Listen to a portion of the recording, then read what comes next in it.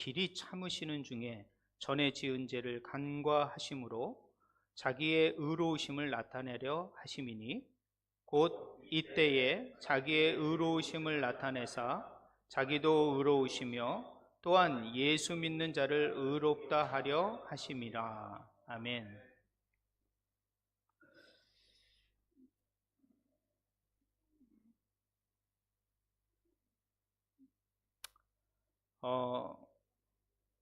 오늘은 맥주 감사 주일입니다. 여러분이 감사하는 마음으로 오늘 말씀도 들었으면 좋겠습니다. 가장 큰 감사는 뭘까 생각할 때 저는 우리를 죄에서 구원해 주신 감사가 아니겠는가 생각을 합니다.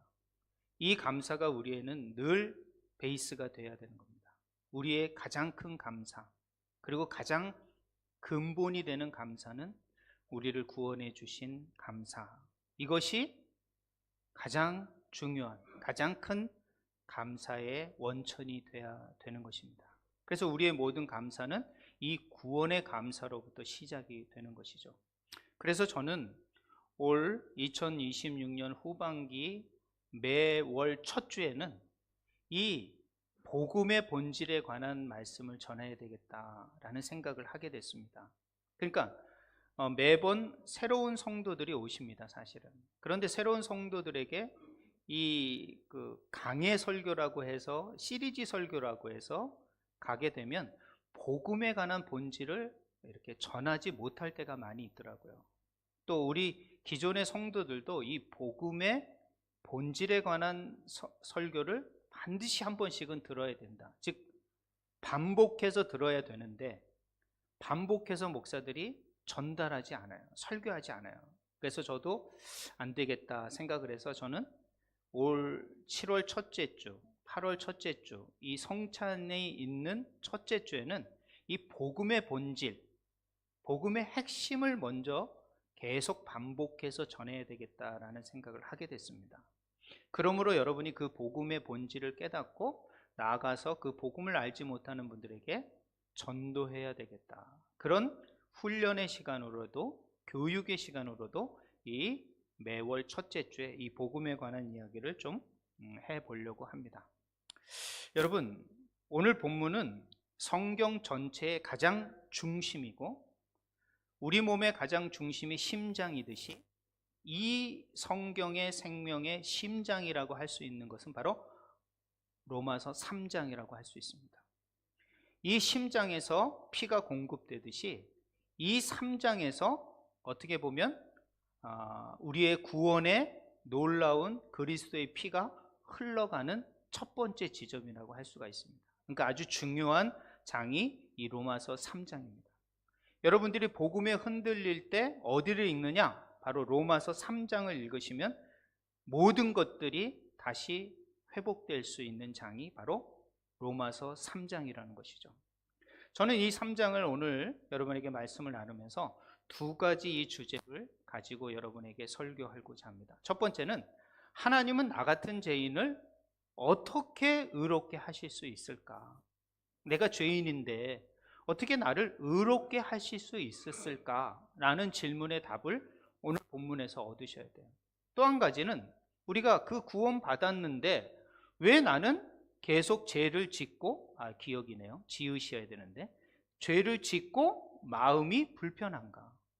깨림칙하단 말이죠. 이건 도대체 어떻게 우리의 마음을 좀 생각할 수 있을까? 이런 질문에 대한 두 가지 대답을 좀 하고 싶습니다. 먼저 오늘 본문 19장 19절부터 뭐라고 되어 있냐면 온 세상에 하나님의 심판 아래 있게 된다라는 말이에요. 이 말은 뭐냐면은 여러분이 마지막 하나님 앞에 섰을 때 평가를 받게 된다는 것이죠. 판단을 받게 된다는 거예요. 그건 온 세상의 모든 사람이 다 그렇다라는 거예요. 여러분 사실 우리 인생을 살다 보면 평가의 인생인 것 같아요. 어떤 평가를 받습니까? 여러분이 회사를 다니게 되면 분기 보고서 같은 게 나오지 않습니까? 실적이 나오고 여러분이 매출이 나오지 않습니까?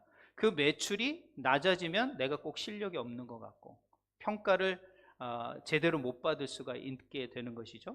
그 다음에 우리의 자녀들을 생각해 보십시오. 자녀의 성적표. 유서가 시험 잘 봤어? 성적표 나오겠다. 성적표의 저 평가받는 거 아닙니까? 근데 저 평가가 누구의 평가가 됩니까? 부모의 평가가 되는 거예요. 자녀가 잘 되고 못 되는 거 꼭 부모가 잘못되고 잘 되는 평가로 연결되는 것 같아요. 그러니까 우리는 늘 인생 전체가 평가받는 인생이 아니겠는가 생각을 해봐요. 그런데 마지막 평가는 누구한테 받아야 되냐고요? 바로 하나님에게 받는다라는 거예요. 온 세상이 하나님의 심판 아래 있다라고 말을 하는 거예요. 그리고 또 20절에 보면 이렇게 되어 있습니다. 그러므로 율법의 행위로 그 앞에 의롭다 하심을 얻은 육체가 없나니. 그러니까 우리가 율법 아주 좋은 거 아닙니까? 또 정직하고 바르게 살려는 어떤 기준과 같은 거 아닙니까? 그 율법으로도 절대 어떤 육체도 온전한 육체가 있을 수 없다라고 말을 하는 거예요. 그러니까 우리는 마지막에 반드시 하나님 앞에 서서 평가를 받게 됩니다. 그 평가를 받을 때 여러분 과연 어떻게 되겠냐는 거죠. 이 세상의 평가는 뒤로 하고 마지막 평가, 마지막 하나님 앞에 섰을 때 평가를 우리는 어떻게 받아야 할까? 로마서 3장 23절 오늘 본문의 말씀이죠. 모든 사람이 죄를 범하였음에 하나님의 영광에 이르지 못하였다. 즉 모든 사람입니다. 모든 사람이 하나님 앞에 섰을 때는 다 뭐라? 어떤 거다? 전원 미달이라. 평가가 안 된다는 거예요.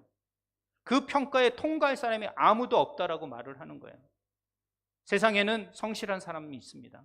그 성실한 사람도 하나님 앞에 섰을 때는 미달인 거예요. 방탕한 사람도 마찬가지입니다. 종교적인 아주 종교성이 강한 사람도 하나님 앞에 섰을 때는 그 평가 미달입니다. 세속적인 사람은 당연한 것이고요. 그러니까 모두가 하나님 앞에 미달인 겁니다. 하나도 하나님 앞에 온전한 하나님의 기준을 통과할 사람이 없다라는 거예요. 그런데요, 이런 인생을 향하여, 이런 인류를 향하여 하나님이 말씀하시는 거예요. 이제는, 그게 바로 21절이라는 거예요. 이제는 뭐라는 거예요? 이제는 뭔가 달라졌다라는 말이에요. 달라졌다라는 거예요. 이제는 전원 미달이 아니라 그 평가에 통과할 수 있는 길이 열렸다. 이 말이에요. 그래서 이 21절은 아주 전환점의 장이라는 거예요.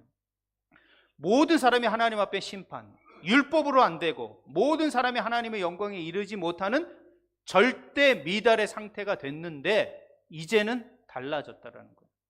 어떻게 달라졌느냐? 제가 오늘 그 말씀을 전하려고 그러는 거예요. 나를 어떻게 의롭게 만드셨는가? 내가 어떻게 의롭게 될 수 있는 것인가? 내가 아무리 성실하게 살아도 하나님의 평가에 미달인데 어떻게 내가 그런 삶을 살 수 있을까? 바로 첫 번째입니다. 모든 믿는 자에게 미치는 하나님의 은혜는 차별이 없는 거예요. 하나님이 주시는, 지금부터 주시는, 이제부터 주는 그 은은 차별이 없는 거예요. 근데 믿어야 되는 거예요. 무엇을 믿어야 될까?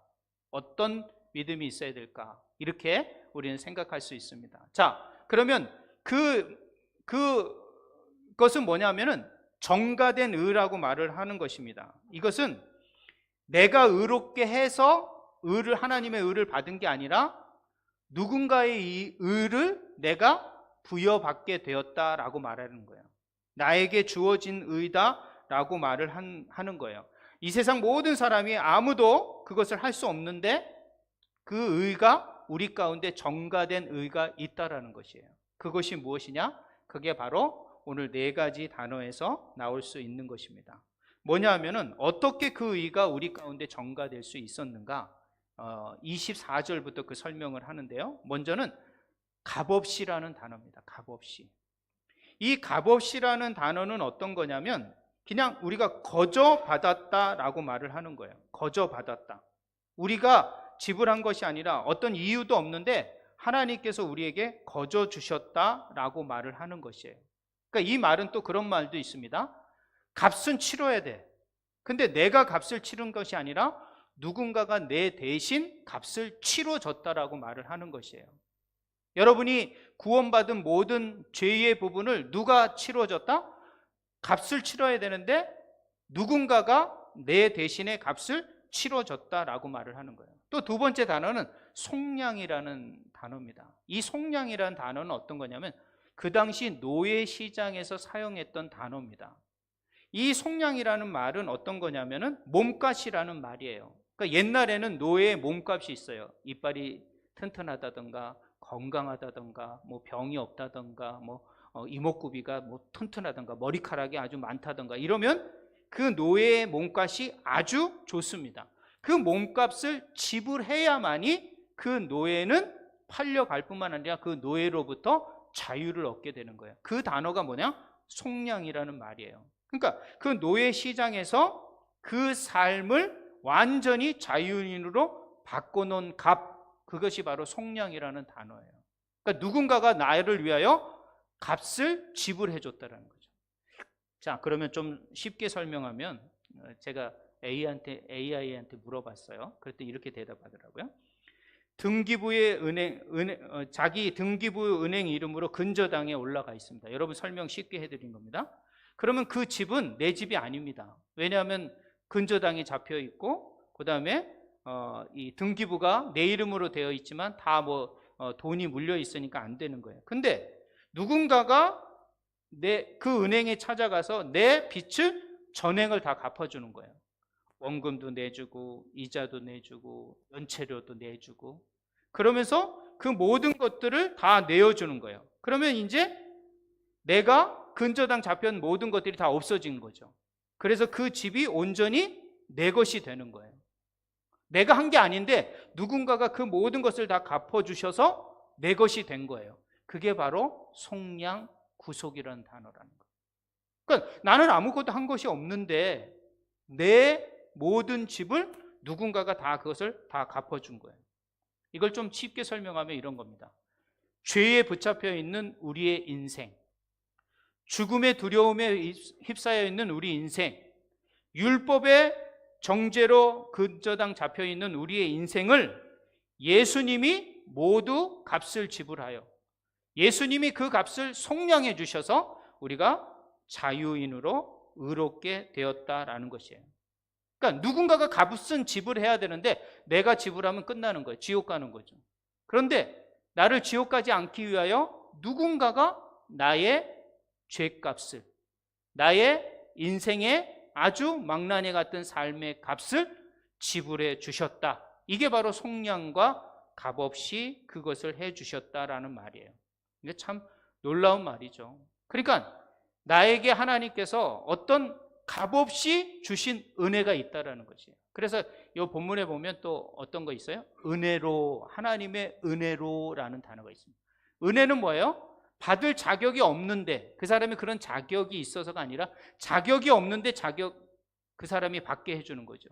그러니까 한마디로 말해서 저와 여러분은 죄의 값이 있습니다. 그 값을 여러분 치러야 돼요. 성경은 그 죄의 값을 죽음이라고 말합니다. 사망이라고 말합니다. 그러니까 여러분 그 사망은 어떤 사망이에요? 요한계시록에 가면 둘째 사망이라고 나옵니다. 둘째 사망은 곧 지옥을 말하는 거예요. 모든 사람은 다 다시 한번 여러분이 살아나게 됩니다. 그래서 하나님 앞에 딱 서게 됩니다. 거기서 둘째 사망이 오는 거예요. 즉 영원한 천국으로 가는 사람이 있고 영원한 지옥으로 가는 둘째 사망이 있다는 거예요. 그 둘째 사망을 피할 수 있는 길, 그 값을, 그 노예의 죄값을 속량해 주셨다는 거예요. 그렇기 때문에 여러분이 그 마지막 하나님 앞에서의 평가를 통과하려면 이 값없이 속량된 이 사건을 여러분이 아셔야 돼요. 이 사건을 모르면 여러분은 그 앞에 두 번째 사망을 피해갈 수가 없는 거예요. 그러면 이 속량을 어떻게 이루셨을까? 이게 중요하잖아요.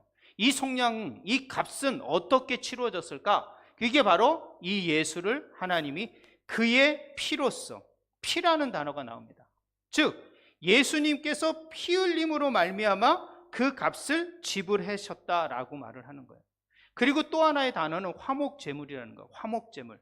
이 화목제물은 구약에 어떻게 되냐면 이스라엘 수많은 사람들이 그냥 하루에도 1년에도 수만 가지 죄를 짓지 않습니까? 자기들이 회개한다고 할지라도 회개하지 못한 죄까지 쌓이고 쌓입니다. 그런데 그러면 대제사장이 1년에 한 번 화목제물인 어린 양에게 이스라엘의 모든 죄를 다 뒤덮어 버리는 거예요. 이에게 정가시키는 거죠. 정가시켜가지고 이 양을 잡아서 피 흘림으로 말미암아 이스라엘 백성의 죄를 다 용서하게끔 하는 제물, 그게 화목제물이라는 거예요. 그러니까 하나님께서 어떻게 하니까 예수를 피 흘리게 말므로 말미암아 인류의 모든 회개하지 않고 쌓여있는 모든 죄를 한꺼번에 예수 그리스도에게 다 짊어지게 함으로 말미암아 제물이 되게 하심으로 말미암아 어떻게 돼요? 다 용서받게 하는 그런 놀라운 사건. 그러면 예수님이 화목제물이 되고 그 피를 흘린 그 사건의 현장이 어디입니까? 바로 십자가라는 거예요. 십자가. 그러니까 우리 예수 믿는 사람들이 이 십자가를 두려워요, 무서워요, 잔인해요 하지만 여러분의 죄가 그렇게 더럽다라는 거예요. 여러분의 그런 죽음이 그렇게 두려운 거란 말이에요. 그런데 그것을 여러분이 당해야 할 것을 예수님이 십자가에서 그 빛을 다 탕감한 사건, 그게 바로 십자가의 사건이에요. 그러니까 여러분이 어렵고 힘들 때마다, 내가 흔들릴 때마다 늘 생각해야 될 건 뭐예요? 그 십자가의 은혜를 생각해야 돼요. 그 십자가의 피 흘림이 있었기 때문에 그걸 내가 믿고 그거를 나의 죄와 나의 허물을 위하여 죽은 사건이라는 것을 받아들이고 믿을 때 그 모든 죄 용서와 그 속량과 그 구속하심이 우리 가운데 임하게 된다는 거예요. 믿음 하나로 얼마나 쉽습니까? 예수 믿는 거 어려운 거 아닙니다. 자꾸 예수 믿는 거를 막 교회에서 열심히 봉사하고 뭐 하고 뭐 헌신하고 이런 것으로 뭐 잘 믿고 뭐 헌신하고 그래야지 뭐 이거는 그냥 자신의 의를 쌓아서 구원받는 선행을 쌓아서 구원하는 거하고 똑같은 겁니다. 기독교는 그런 게 아니라 예수 그리스도의 그 십자가의 피가 나의 모든 과거의 죄, 현재의 죄, 미래의 죄까지 싹 용서해 주시는 하나님의 속량하심이 있는 사건이라는 거. 좀 더 쉽게 말하면 여러분이 그 죄의 값을 내셔야 돼요. 근데 십자가에서 그 모든 것들을 값을 지불하셨다는 거. 그 청구서를 예수님께서 이미 결제해 버렸다는 거. 여러분이 모두 결제해야 할 모든 죄의 값을 예수님께서 십자가에서 피 흘림으로 말미암아 다 결제해 버렸다. 그럼 여러분 결제할 게 없는 거예요. 자유롭게 그냥 그 식당에서 나가시면 되는 거예요. 누가 다 결제해 버렸는데 뭐가 걱정입니까? 아무 걱정할 필요 없이 그 청구서를 내밀고 여러분은 나가면 되는 거예요. 그게 바로 십자가의 청구서라는 거예요. 십자가의 사건이라는 거예요. 그렇기 때문에 여러분이 정말 죄에 허덕이고 막 힘들고 막 흔들릴 때 무엇을 봐야 되냐면 십자가를 바라봐야 돼요. 그런데 여러분, 이런 의로움을 과연 십자가에서 다 하나님께서 이루셨는가? 우리는 이렇게 생각할 수 있어요. 여러분, 어떤 법정에서 죄가 있는 사람을 용서해요. 그러면 그 재판을 한 사람, 재판장은 불의한 재판관입니다. 왜냐하면 죄가 있는데 심판은 안 하고 유죄로 판결 안 하고 그냥 용서해 버린다면 그건 안 되는 거예요. 그렇기 때문에 하나님도 공의로운 하나님이라면 하나님이 어떻게 돼요? 그 죄의 값에서 반드시 형벌을 내리셔야 되는 거예요. 형벌을 내리지 않으면 그것은 하나님이 공의롭지 않은 거예요. 그래서 하나님은 그 공의로운 하나님이시기 때문에 하나님의 판결을 했습니다. 그게 뭐다? 십자가의 사건이에요. 자기 아들에게 인류의 모든 죄를 덮었어요. 죽게 하심으로 말미암아 그 모든 하나님의 의와 또 인류의 모든 예수 그리스도를 믿는 사람의 의를 동시에 이루셨다는 거예요. 동시에. 이게 놀라운 겁니다. 십자가 사건은 동시성이 있습니다. 하나는 뭐예요? 하나님의 의를 이루시고 또 하나는 인류의 모든 예수를 믿는 자에게 의로움을 전가해 주는 이 의의 동시성이 있는 거예요. 두 번째 보면 이렇게 됐습니다. 이때 자기의 의로우심을 나타내. 이거 자기의는 누구예요? 하나님의 의로우십니다. 자기도 의로우시며 또한 예수를 믿는 자를 의롭게 하셨다는 거예요. 십자가의 사건은 이 의의 동시성이 있는 거예요. 하나님의 의, 공의, 하나님은 죄를 불의하기 때문에 반드시 심판해야 돼요. 그럼 누가 값을 지불해야 되지 않습니까? 인류를 다 죽이는 심판을 하실 것이냐, 아니면 자신의 아들 예수 그리스도에게 그 모든 죄값을 지불하여 하나님의 공의를 나타내실 것이냐. 하나님은 두 번째 방법을 택하신 거란 말이에요.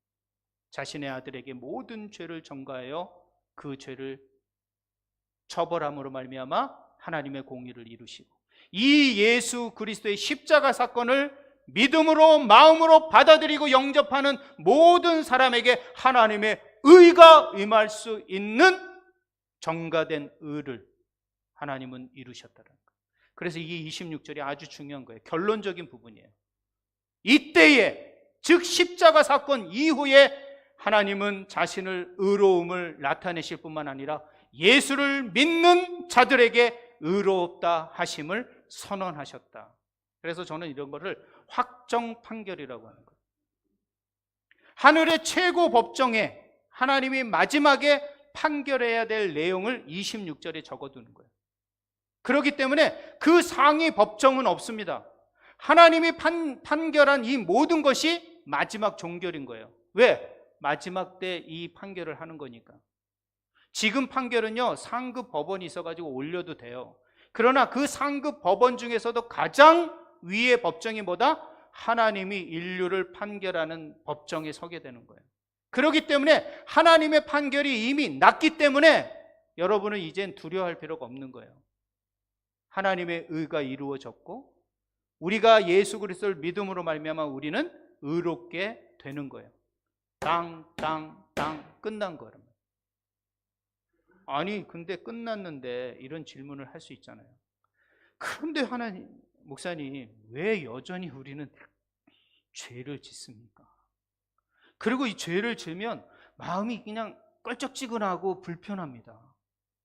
꼭 누가 꼭 정죄하는 것 같은 느낌이 듭니다. 이단들이 이런 유혹 많이 하죠. 너 이렇지? 그거 봐, 너 아직 구원받은 거 아니야. 꼭 이단들이 묻는 키는 뭐냐? 구원의 문제인 거예요. 그 구원의 문제를 흔들어 버리는 거예요. 이건 곧 누구를 흔드는 거냐면 하나님의 확정 판결, 하나님께서 값을 치르고 예수 그리스도의 십자가의 사건을 다 무효화하려는 유혹이라는 거예요. 그러면 여러분에게 제가 말씀드릴 수 있는 게 있는 거예요. 왜 불편할까? 이것은 어떻게 되냐면 성경에 요한일서 1장 7절을 보면서 만일 우리가 우리의 죄를 자백하면 미쁘시고 의로우사 우리의 죄를 사하시며 모든 불의에서 우리를 깨끗게 하실 것이라. 여러분이 죄를 자백하면, 하나님 앞에, 예수님 앞에 자백하면 그 모든 죄를 하나님께서 깨끗하게 씻겨주시다고 말씀해 주셨다는 거예요. 그러니까 여러분이 십자가 앞에 여러분의 죄를 내어놓는 거 아주 중요합니다. 그리고 로마서 8장 1절에 보면 그러므로 이제 예수 그리스도 안에서, 예수 그리스도의 그 십자가 사건을 믿는 사람 안에서는 결코 정죄함이 없다니.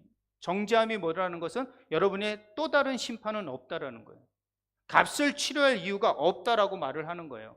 그러면 이렇게 말할 수 있습니다. 여러분이 왜 죄를 지면 아직도 불편하냐? 이 두 가지를 몰라서 그러는 거예요. 신분과 교제라는 이해를 하셔야 되는 거예요. 즉 내가 예수 그리스도의 십자가를 믿고 예수 그리스도의 십자가로 말미암아 내가 의롭게 되었다라는 것은 신분의 변화입니다. 내가 이제 죄인에서 뭐가 된가요? 자유인으로. 내가 하나님으로부터 멀어진 자에서 이제 하나님의 자녀로 되었다라는 거예요. 신분의 변화를 말하는 겁니다. 속량이라는 게 아까 뭐랬어요? 노예 값을 치렀다 그랬잖아요. 노예가 아니라 이젠 자유인이 된 거란 말이에요. 신분의 문제라는 거예요. 여러분은 이미 예수 그리스도를 믿는 순간 여러분의 신분은 하나님의 자녀가 된 것이에요. 하나님의 자녀가 됐다라는 것은 이제 내 신분은 흔들리지 않는다. 그 의가 완전한 의다라는 것은 내 신분은 절대 흔들리지 않는다라는 거예요. 결코 정죄함이 없다. 너네 신분은 흔들리지 않는다 이 말이에요. 그러니까 여러분이 예수 그리스도를 붙들어야 할 이유는 그 신분의 문제가 흔들리지 않게 하는 문제라는 거예요. 그런데 왜 우리가 불편하냐? 바로 교제가 흔들려서 그런 거예요. 교제가 흔들려서 그런다. 여러분, 제가 자녀가 셋이 있습니다. 자녀가 크니까요 좀 멀어지는 느낌을 받습니다. 몸도 떨어져 있으니까. 근데 어떻게 막 좀 불편한 일이 있으면 말하기도 서먹하고 연락하기도 뭐하고 막 말도 섞기도 좀 불편하잖아요. 그렇다고 아버지와 자녀의 관계가 없어지는 겁니까? 아닌 거예요. 그럴 수 없다라는 거예요. 그러니까 우리가 예수 그리스도를 믿는다는 것은 예수 그리스도의 피로 내가 속량받고 값을 치렀다라는 것은 내가 하나님의 자녀가 됐다는 신분엔 변함이 없어요. 그런데 뭐가 있어요? 불편함이 있는 거잖아요. 죄를 질 때마다 불편해요. 그럼 불편함은 내가 구원받지 않는 건가? 내가 하나님의 자녀가 아닌 건가? 이렇게 생각할 때가 있어요. 그렇지가 않아요. 그것은 뭐냐면은 시체를 한번 생각해 보십시오. 시체는 어떻습니까? 아파할 수 있습니까? 느낄 수 있습니까? 느낄 수가 없단 말이에요. 그러니까 내가 죄를 질 때 죄를 느끼고 그게 불편함을 느꼈다는 건 뭐예요? 내가 지금 살아있다는 얘기예요. 살아있다는 얘기예요. 살아있다라는 얘기는 내가 예수님의 자녀의 그 관계를 유지하고 있다라는 말이에요. 근데 죄를 짓고도 전혀 불편함이 느껴지지 않아. 이게 죄인지도 모르고 이게 하나님 앞에 참 부끄러운 일이라는 걸 느끼지 못해. 그게 화인받은 양심이라고 그러는 거예요. 그 사람은 솔직히 말해서 하나님과의 지금 자녀의 관계가 먼저 안 된 거예요. 자녀의 관계가 된 사람은 뭐예요? 살아났기 때문에, 이제 하나님의 자녀가 됐기 때문에 느끼는 거예요. 내가 이렇게 하면 하나님이 불편해 하실 텐데, 하나님이 기뻐하지 않을 텐데, 내 누군가가 좋아하지 않을 텐데, 이렇게 한다는 건 뭐예요? 내가 살아있다라는 증거예요. 내 신분의 문제는 전혀 흔들리지 않는, 무효되지 않는 관계라는 거예요. 그런데 문제는 뭐냐? 교제인 거예요. 교제가 안 되는 거예요. 하나님 앞에 뭐를 죄를 지면 하나님 앞에 좀 나가서 하나님 용서해 주세요. 제가 잘못했어요. 다시는 이런 삶을 안 살게요. 뭐 이렇게 해야 되는데 그것도 안 해. 그러니까 점점 멀어지는 거죠. 예를 들어서 여러분, 태양이 저 위에 있어요. 근데 그 사이에 구름이 싹 끼어 있어요. 태양이 사라집니까? 사라지지 않습니다. 그 구름 때문에 그 태양의 온기와 태양의 빛을 못 받고 있는 것 뿐이라는 거예요. 그러면 그 구름을 걷어내야 되지 않습니까? 그 구름을 걷어내어 그 자리에 계시는 그곳에 있는 태양을 향하여 여러분의 시선을 들어야 되는 거예요. 그게 바로 하나님을 다시 바라보는 거예요. 구름이 끼어 있는 거예요. 그 구름이 끼어 있기 때문에 그 하나님과의 깊은 교제와 친밀감을 가지셔야 되는 거예요. 그게 바로 예배이고, 그게 바로 하나님의 말씀을 묵상하고 기도하고 또 신앙생활하고 또 그런 공동체의 아름다운 교제와 섬김과 순종으로 나가는 거예요. 그런 게 있을 때만이 하나님과의 교제가 가까워지는 거죠. 신분의 문제가 아니라는 거예요. 여러분, 자꾸 뭔가 죄를 짓고 불편하다는 건 내가 살아있다는 증거고, 그 신분의 문제는 전혀 변함이 없다. 예수 믿는 사람의 특징이라는 거예요. 우린 신분의 문제가 없는 거예요. 문제는 뭐냐? 내가 하나님 앞에 이 죄 앞에서 불편함을 느끼는 건 내가 아까 살아있는데 뭔가 구름이 끼어서 그 빛을 내가 다 누리지 못하고 있구나. 이 구름을 제거해야 되겠구나. 좀 더 주님 앞에 나가야 되겠구나 라는 생각을 여러분이 가지셔야 되는 거예요. 그러므로 칭의와 성화는 동시에 오는 거예요. 여러분, 칭의 온 다음에 성화가 오는 게 아닙니다. 칼빈이 말을 했는데 칭의와 성화는 함께 오는 거다. 의롭게 된 사람은 반드시 거룩을 향하여 갈 수밖에 없다라고 말을 하는 것이에요. 그러면 칭의와 성화는 어떻게 말할 수 있냐? 의롭게 되는 것과 거룩하게 되는 것, 칭의는 단번에 오는 거예요. 칭의는 내가 의롭게 신앙생활하고 헌신하고 봉사해야지 의롭게 되는 게 아니라, 점점점 의롭게 되는 게 아니라, 여러분은 예수 그리스도로 단번에 믿음으로 말미암아 의롭게 된 사람인 것을 믿으시기 바랍니다. 여러분은 의로운 사람들이에요. 그런데 문제는 뭡니까?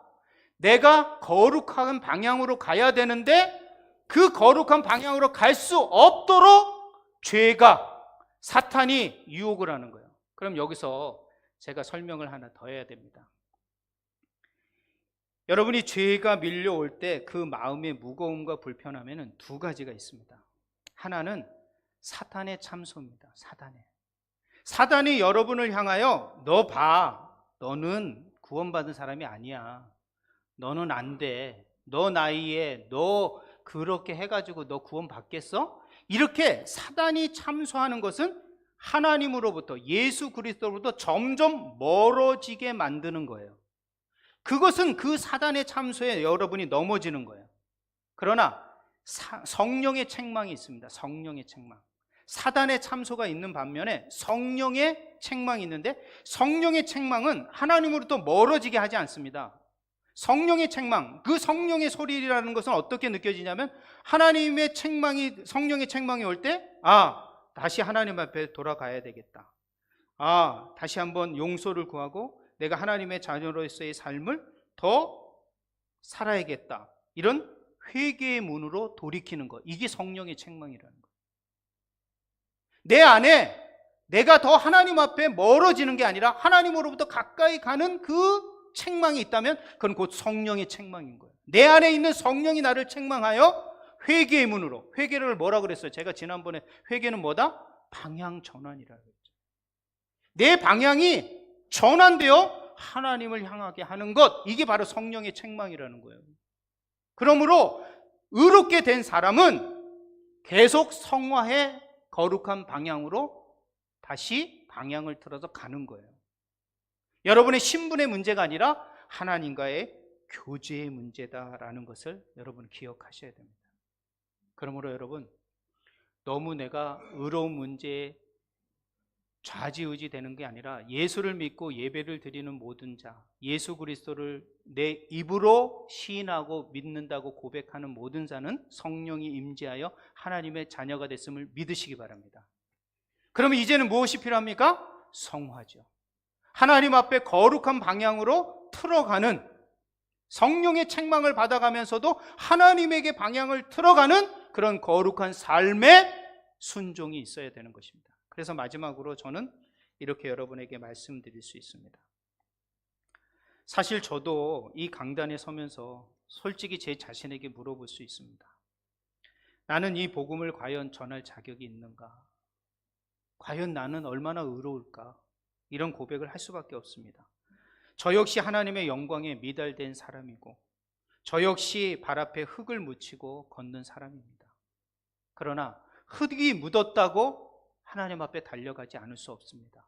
흙이 묻었으면 흙을 털어내서라도 하나님 앞에 계속 달려가는 것, 그 거룩한 방향으로 달려가는 것, 그것이 바로 의롭게 된 사람의 삶의 모습이라고 저는 생각합니다. 내가 의롭다라는 것은, 내가 죄를 지면서 불편하다는 것은 살아있다라는 것입니다. 그렇기 때문에 다시 한번 제가 은혜를 붙들고 이 강단에 서서 이 말씀을 여러분에게 전할 수 있는 겁니다. 저도 세상의 평가 앞에서는, 주님의 앞에서는 저 역시 미달된 자입니다. 그러나 그 은혜가 있기에, 하나님의 말씀의 그 본질을 알기에 다시 한번 그 자녀로서, 또 맡은 직분자로서 감당해야 할 사명으로 이 앞에 서게 되는 것입니다. 이제 우리 함께 여러분이 오늘 말씀을 다시 한번 생각해 보길 원합니다. 하나님은 그리스도의 피로 여러분을 의롭다고 선언해 주셨습니다. 그 판결은, 그 결정은 절대 번복되지 않습니다. 그러니 여러분도 여전히 느끼는 죄의 불편함은 여러분이 구원받지 않은 것이 아니라 내가 살아있다라는 증거이고, 죄는 여러분의 신분이 아니라 아버지와 하나님과의 교제를 흐리게 하는 것이라는 거예요. 그렇기 때문에 그 죄를 물리친다는 것은 구름을 물리치고 그 빛을 향하여, 그 태양을 향하여 나아가는 하나님의 자녀의 삶이 우리에게 필요한 것이에요. 여러분, 교회를 다니면서 여러분의 구원을 이루는 것이 아닙니다. 이미 이루어진 구원 앞에 여러분의 삶을, 혹시 걸어가면서 발에 흙이 묻더라도 그 흙을 털어내고 다시 한번 깨끗하게 주님 앞에 전진하는 삶, 그것이 저는 순종이라고 보는 거예요. 끝까지 그 앞에 순종하며 하나님 앞에 나아가는 것. 그래서 하나님 앞에 마지막에 딱 섰을 때 잘하였다, 너가 다른 데로 가지 않고 나의 그 의로움으로 예수 그리스도를 믿고 나의 앞에 서게 된 것을 축하한다 라고 하나님 앞에 칭찬 듣는 저와 여러분이 되셨으면 좋겠습니다. 세상의 모든 심판대가 흔들려도 하나님의 그리스도의 피로 의롭다 선언하신 그 자리는 절대 어떤 사단의 참소가 있더라도 흔들릴 수 없습니다. 그러므로 다시 말씀드리십니다. 여러분의 의는 확정됐음을 믿으시기 바랍니다. 그러므로 이제는 의로운 자다운 더 큰 순종으로, 더 큰 거룩한 삶을 누리는 순종의 삶으로 나아가는 우리 모든 주 안의 성도들이 되시길 바랍니다. 그러므로 이 복음 앞에 여러분이 흔들리지 않고 승리해 가는 우리 모든 주 안의 성도들이 되시길 주님의 이름으로 부탁드리고 축원합니다. 기도하시겠습니다. 하나님 감사합니다. 다시 한번 우리를 예수 그리스도의 십자가에 그 피 흘리심으로 값없이 속량해 주셔서 우리를 구원받는 하나님의 의로운 백성 삼아주심을 감사합니다. 그리고 절대 변하지 않는 하나님의 말씀을 통하여 확정된 의를 선언해 주시고 판결해 주심을 감사합니다. 그 판결은 반드시 번복되지 않음을 믿습니다. 여전히 우리는 세상을 살면서 넘어지고 쓰러지고 힘든 삶을 살아가고 있습니다. 그러나 그것을 기억하게 하시고 다시 한번 주님의 깊은 교제로 우리의 삶의 방향을 틀어 주님 앞에 달려가는 저희들 되게 하여 주시옵소서. 다시 한번 우리의 구원에 흔들림이 없이 거룩하고 크고 깊은 순종으로 나가는 우리 모든 주 안의 성도들이 되게 하여 주시옵소서. 그래서 우리 주변에 아직도 구원받지 못한 수많은 사람들을 향하여 이 의로움, 이 복음의 핵심을 잘 증거해내고 더 많은 영혼들이 주님 앞에 돌아와 놀라운 하나님의 구원의 백성이 될 수 있도록 인도하여 주시옵소서. 이 땅 베트남에 수천만 명이 죽어가고 있습니다. 하나님, 우리를 통하여 이 땅에 보내신 이유가 있는 줄 믿습니다. 이 땅에 주의 복음이 확장되기를 소망합니다. 저희 공동체가 그 작은 역할을 감당하길 원합니다. 복음으로 하나 되는 공동체, 정말 선교적 사명을 감당해내는 공동체가 될 수 있도록 주님 축복하여 주시옵소서. 우리의 결단과 우리의 기도를 응답해 주시기를 소망드리오며 예수님의 이름으로 기도했습니다. 아멘. 다 같이 일어나